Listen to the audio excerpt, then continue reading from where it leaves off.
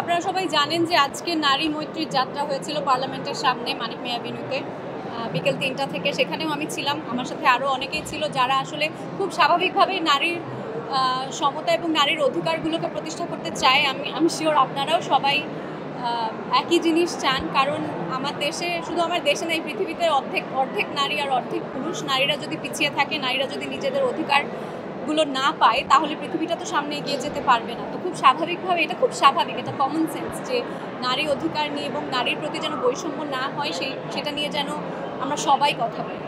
হ্যাঁ, অ্যালিন স্বপন 2 দর্শকের কাছ থেকে প্রতিক্রিয়া ভালোই পাচ্ছি। আশা করি সামনে দর্শকের প্রতিক্রিয়া ভালো হলে আরেকটা 3 হওয়ার সম্ভাবনা থাকে, দেখা যাক সেটা হয় কিনা। খুব রিসেন্টলি একটা কাজ করলাম, সেটা হচ্ছে একটা ট্যালেন্ট শো, দীপ্ত স্টার হান্টের বিচারক হিসেবে ছিলাম।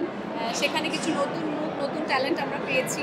আর এছাড়া আমার আসলে অনেক বেশি লম্বা সময়ের জন্য কোনো ভবিষ্যৎ পরিকল্পনা থাকে না। সামনে যদি ভালো কাজ হয় সেটা আপনারা সবাই জানতেই পারবেন।